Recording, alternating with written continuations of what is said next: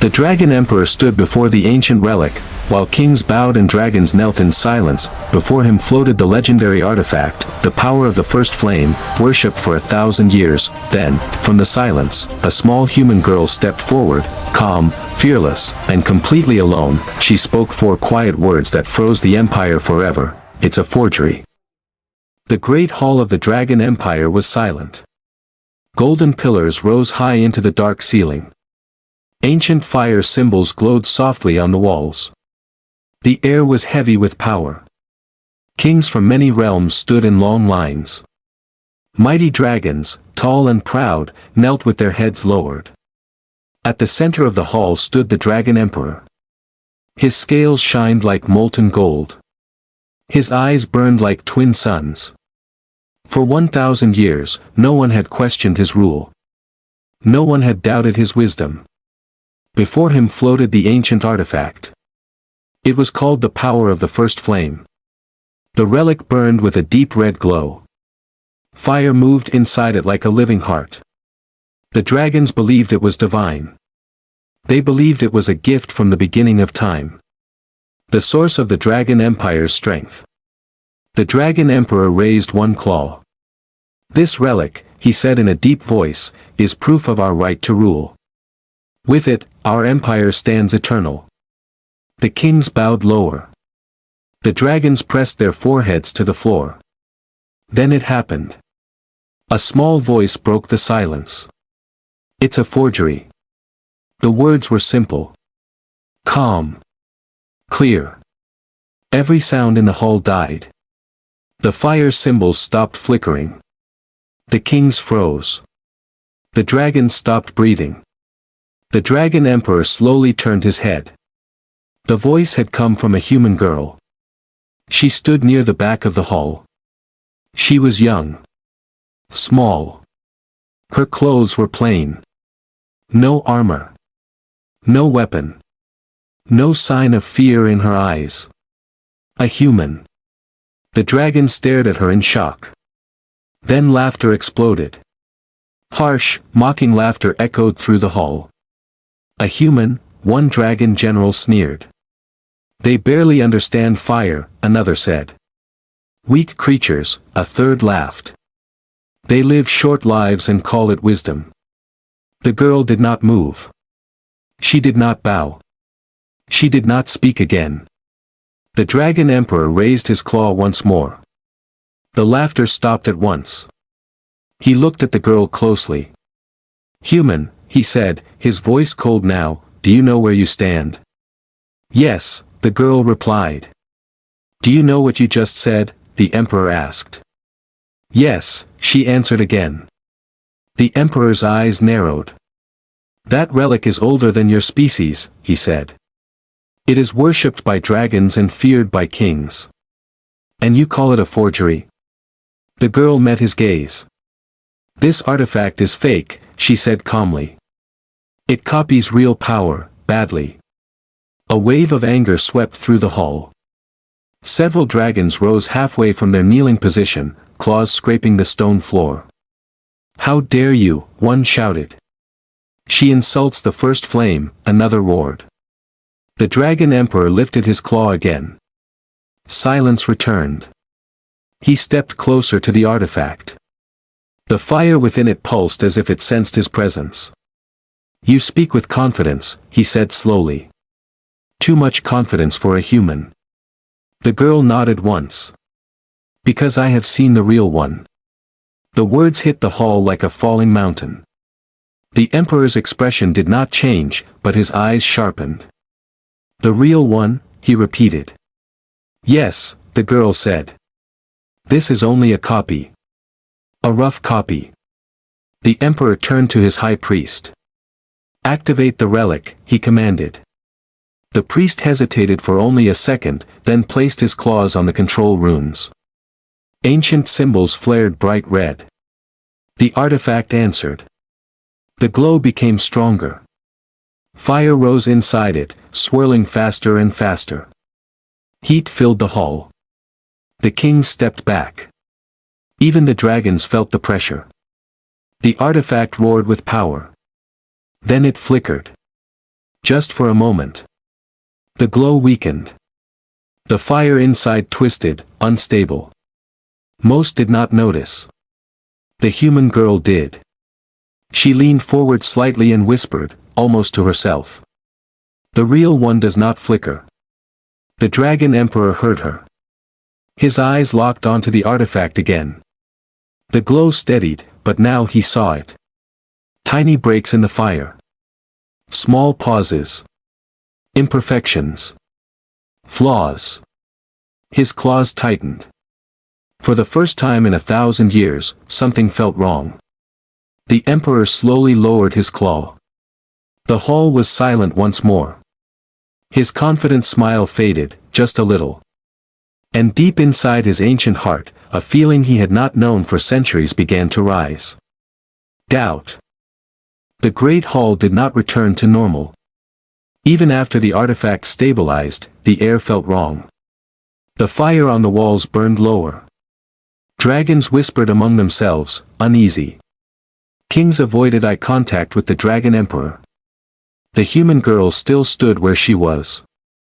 She did not move. She did not bow. She did not run.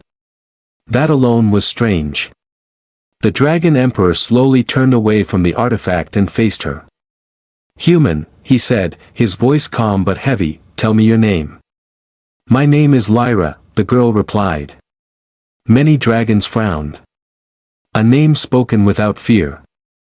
"Lyra," the Emperor repeated. "From which kingdom do you come?" "No kingdom," she said. "No empire." The hall stirred again. "No kingdom," a dragon general growled. "All humans serve someone."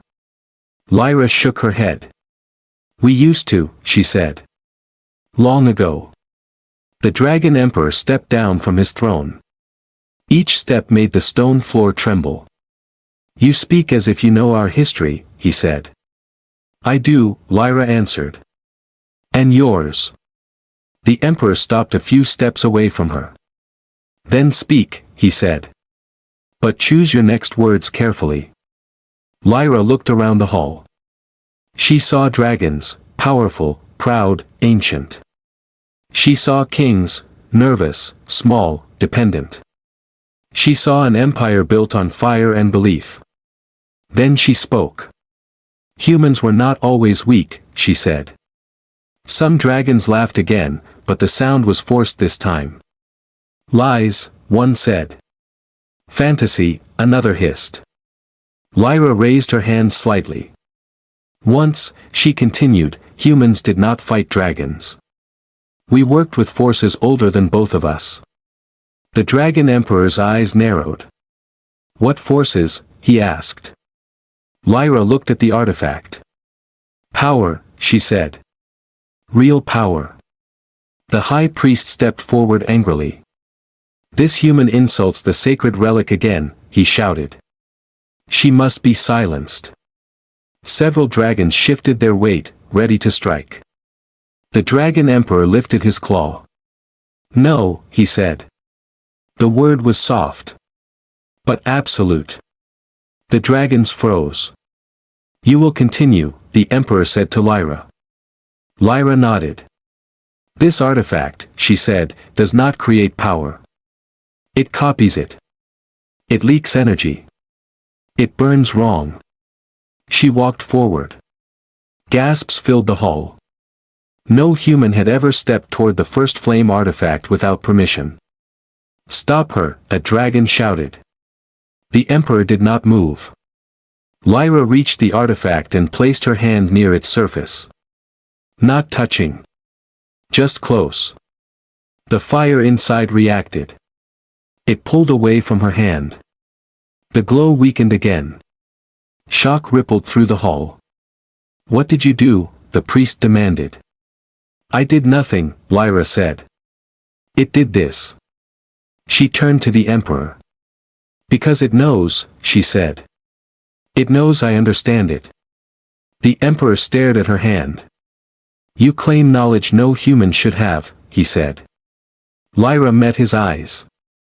"That is because," she said slowly, "humans were erased from history.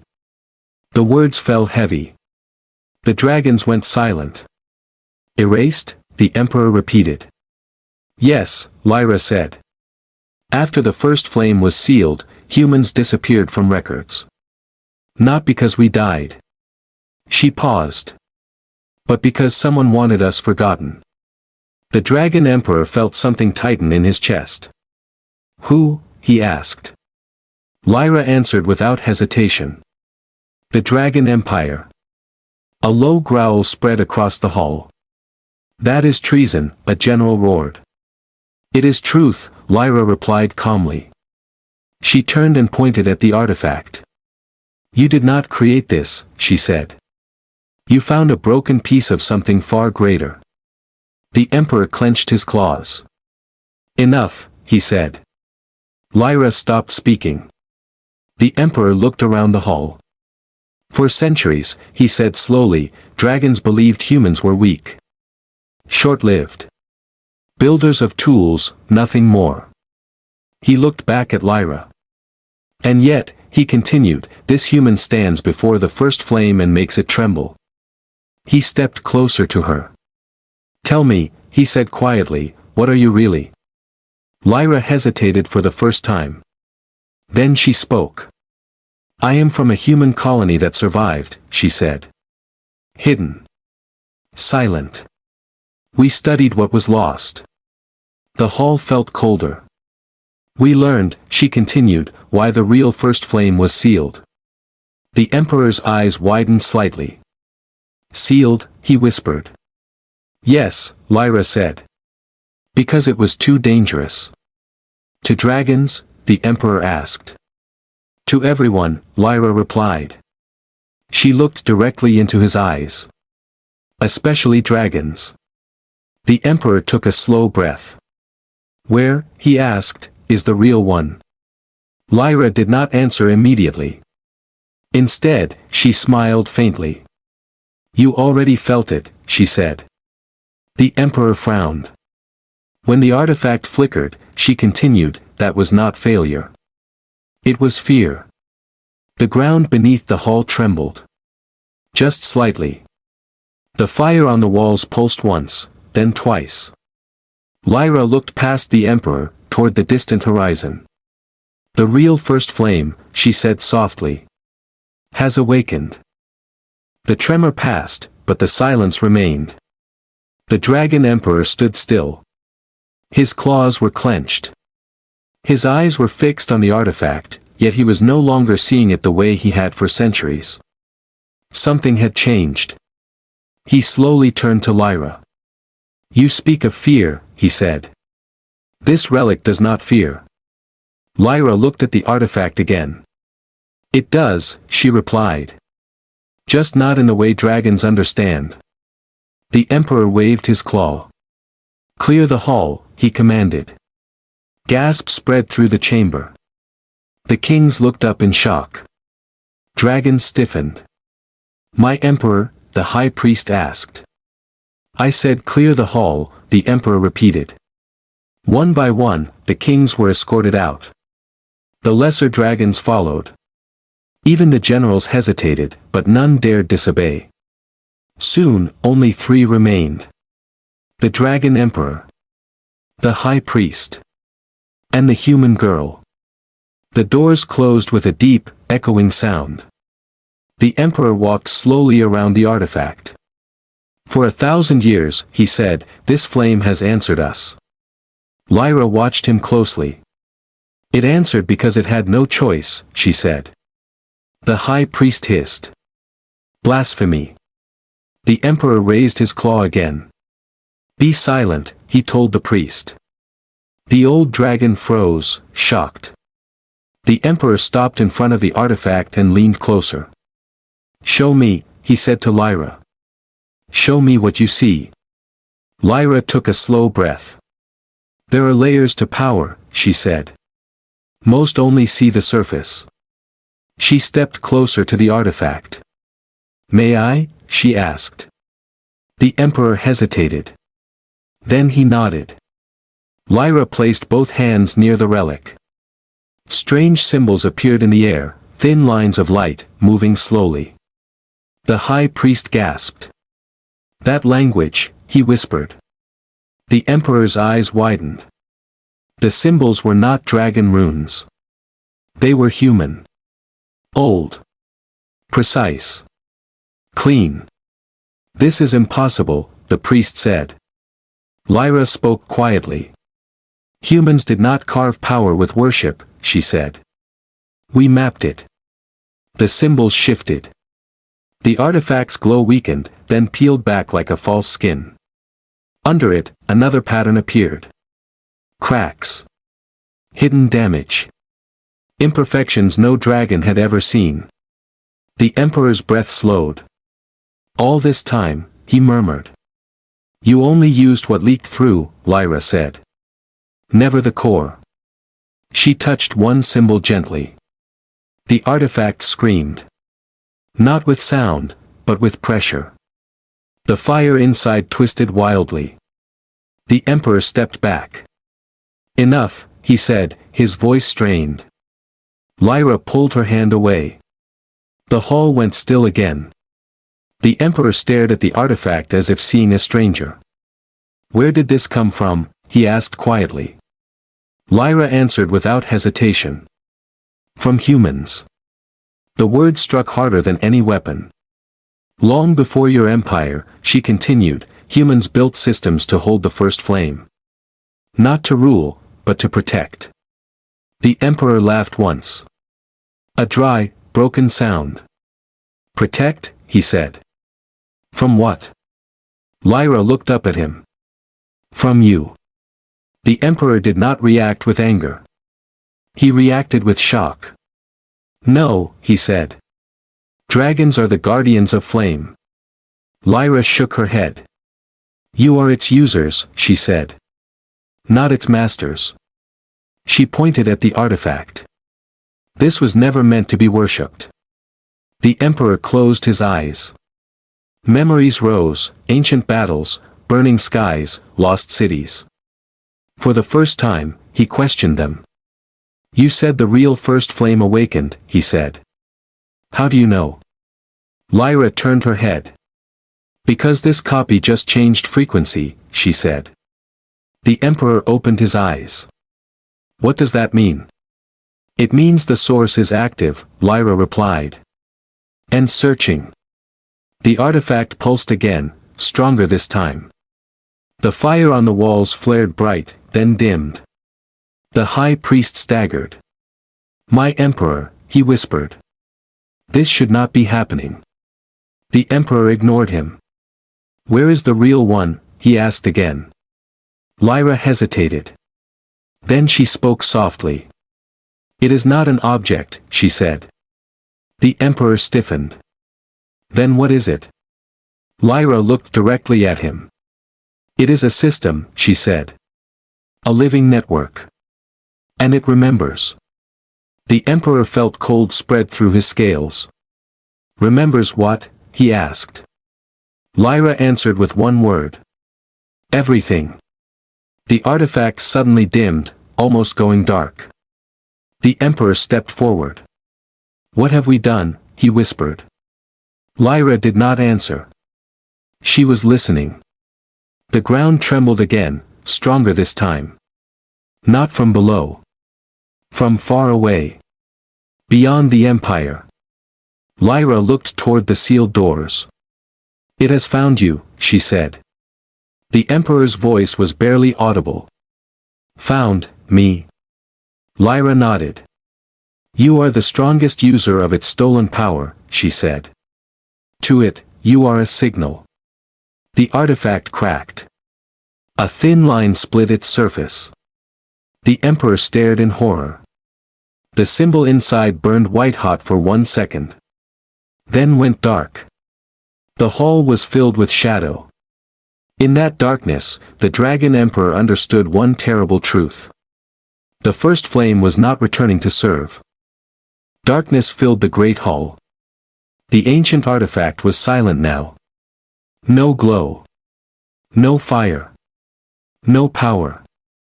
Only cracks remained, thin lines spreading slowly across its surface, like veins in dying stone. The Dragon Emperor stood frozen. For the first time since his rise to the throne, he did not know what to command. The high priest fell to his knees. This cannot be, he whispered. The first flame has always obeyed us. Lyra said nothing. She was listening. The Dragon Emperor turned to her slowly. You said it would judge, he said. Tell me what that means. Lyra finally looked away from the artifact and met his eyes. It means, she said quietly, that the age of borrowed power is ending. The ground trembled again. This time, it did not stop. A deep vibration rolled through the empire, shaking towers, cracking stone roads, and waking ancient dragons from their sleep. Far away, mountains burned with white fire. The Dragon Emperor felt it in his bones. It is close, he said. Lyra nodded. The first flame system is reactivating, she said. Not here. Not yet. But everywhere. The Emperor clenched his claws. Why now, he asked. Why after 1,000 years? Lyra took a slow breath. Because humans returned to it, she said. The Emperor stared at her. Returned? Yes, Lyra said. We never lost it. We walked away. The word stunned him. You abandoned the greatest power ever known, he asked. Yes, she replied. Because power without control destroys everything. The Emperor laughed bitterly. That did not stop dragons, he said. No, Lyra agreed. That is why the system was sealed. She stepped closer to him. The first flame was designed by humans, she said. Not as a weapon. But as a safeguard. The Emperor's voice lowered. Safeguard against what? Lyra looked at the shattered artifact. Against empires, she said. The hall shook violently. A distant roar echoed through the sky, not a dragon's roar. Something deeper. Older. The Emperor's scales began to lose their shine. What does it want from us? He asked. Lyra answered slowly. Balance, she said. And truth. The artifact suddenly collapsed into ash. The high priest cried out in despair. No. The flame. The blessing. Ash drifted through the air, settling on the Emperor's claws. He stared at them. Ash. Not gold. Not fire. Ash. His legs felt heavy. He fell to one knee.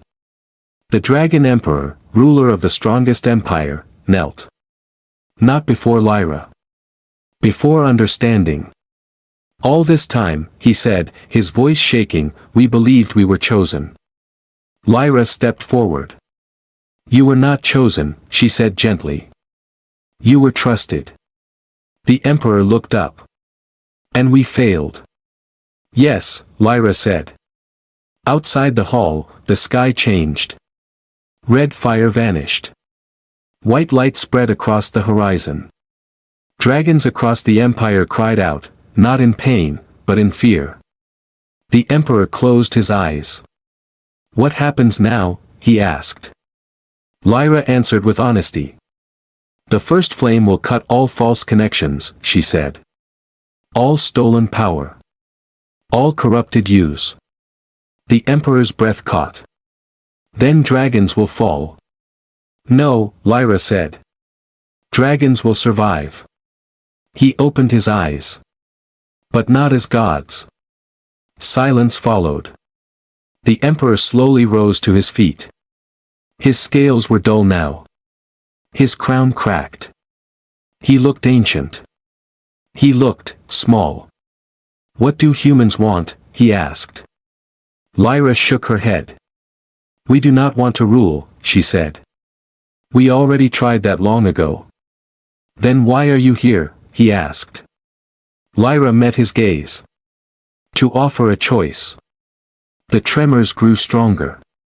The Emperor knew time was short. Speak, he said. You can resist, Lyra said. Fight the system. Lose everything. Or, he asked.